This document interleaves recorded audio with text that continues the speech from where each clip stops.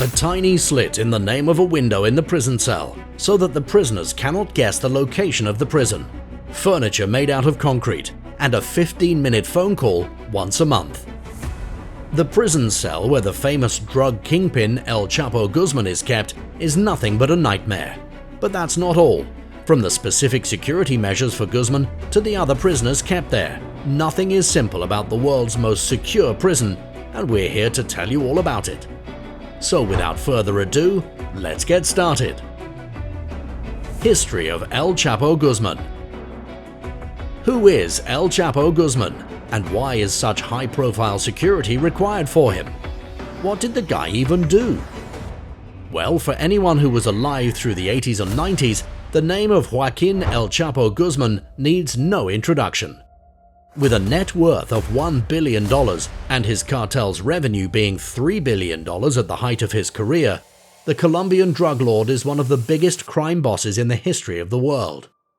And as many other cartel bosses, he began his criminal career in the 1980s.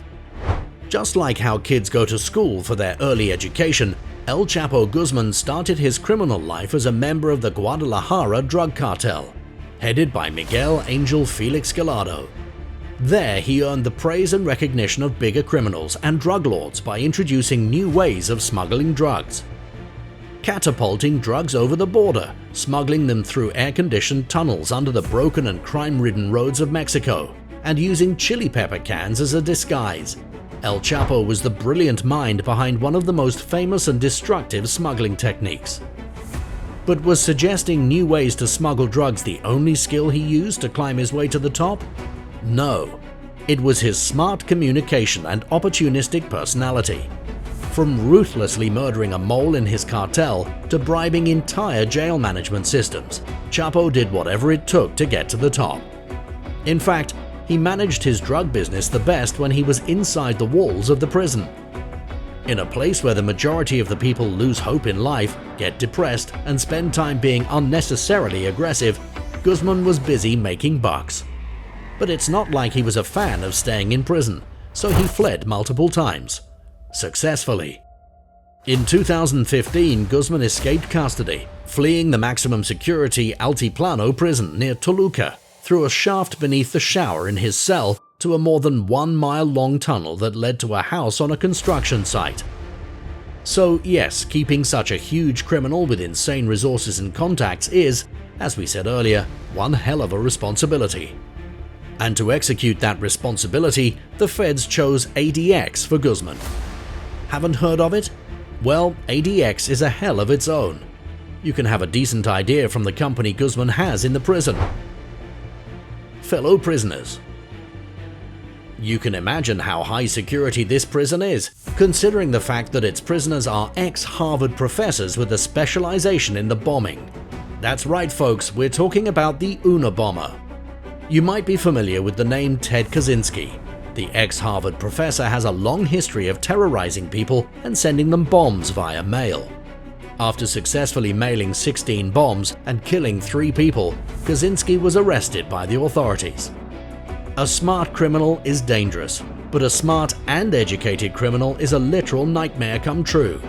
So the only safe, foolproof and trustworthy place to keep such a horrifying criminal was ADX. Joining the list of plainly evil and satanic criminals, Michael Swango is another notorious name found in the ADX. Don't know who he is? Consider yourself lucky, because the fellow prisoner of Guzman used to be a doctor. And unlike the millions of doctors all over the world who use their profession to cure the sick and relieve them of severe pain and suffering, Michael Swango was an exception. One of the worst criminals in the history of mankind, Swango, a licensed doctor, murdered so many patients that he became commonly known as Dr. Death.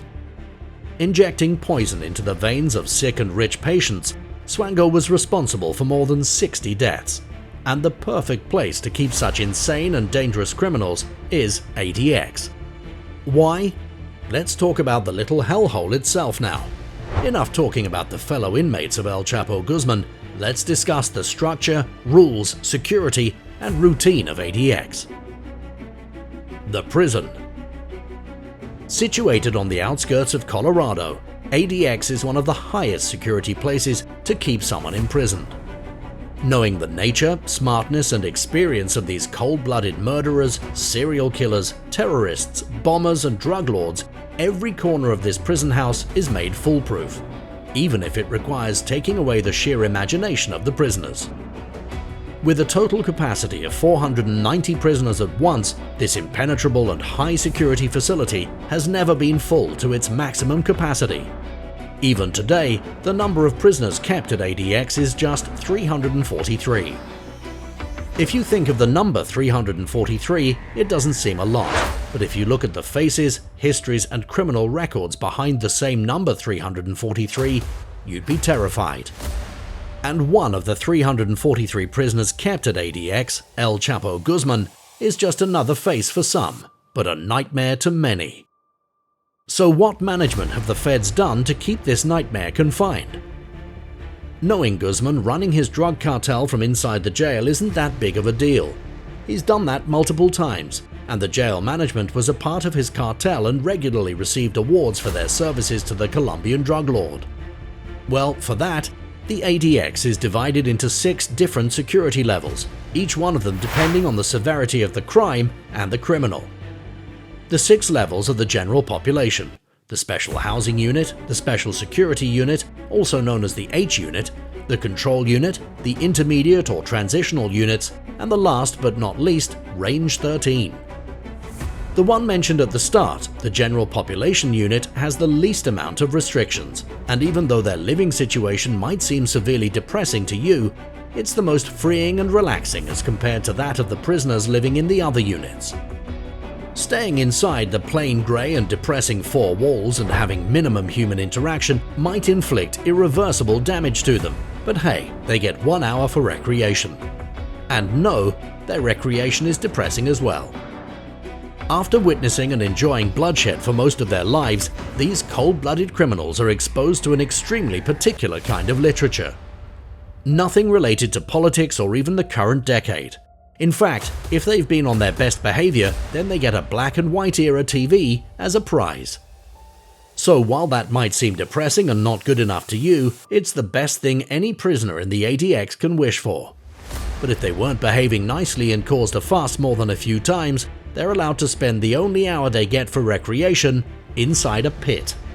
That's right, ladies and gentlemen. The cold-blooded and cunning prisoners of the ADX can never be trusted with any kind of familiarity and knowledge, so the walls of the boundaries are so tall that they might feel like an insect inside an empty swimming pool.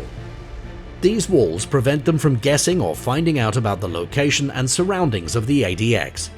Safe to say that the ADX authorities have learned their lesson after finding out about Guzman's dealings from inside the prison cell multiple times. So that leaves the question of where exactly El Chapo is kept. So let's try to answer that. The King's Level.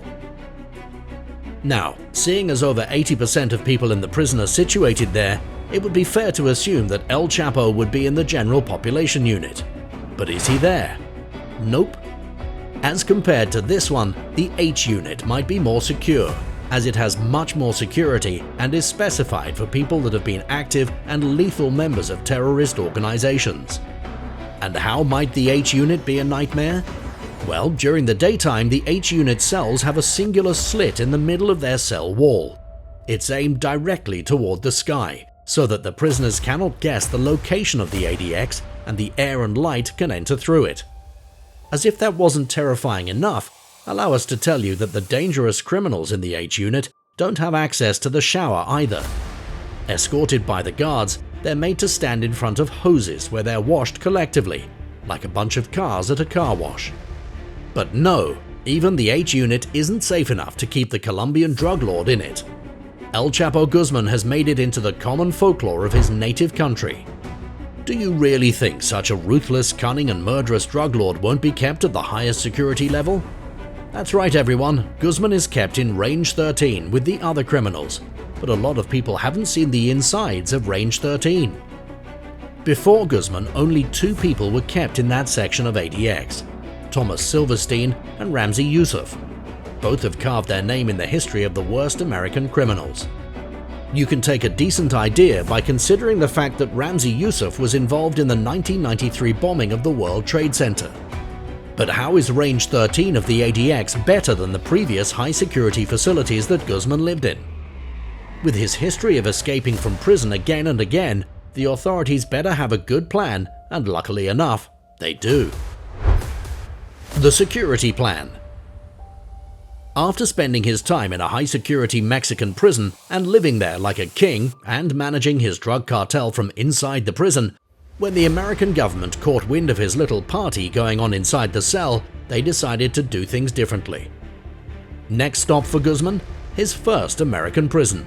But even that wasn't a big enough upgrade, as within a few months the famously short cartel boss escaped by hiding in a laundry basket. It might sound like a scene from a movie, but one of the biggest drug lords in the history of mankind actually did escape in a laundry basket. So when he arrived at the ADX, the people there decided to keep in mind all of these extremely believable and unbelievable incidents and react accordingly by adding not only physical security, but by deciding to continuously change the guards appointed in Range 13. You see, both of the successful escapes by Guzman were because of the corrupt and dishonest guards. So to prevent that, not only are the guards heavily monitored, but are made to pass through several mock situations where their faith might be tested. So yes, even though Guzman is notorious for making the right connections at the right time, the ADX authorities took care of that. Due to him being an extremely high-profile criminal, even visits of family members are severely prohibited unless a judge approves and they're supervised. Not only that, but the only royalties provided to Guzman besides one toilet seat, one shower and a concrete bed is the $48 for the purchase of personal hygiene products.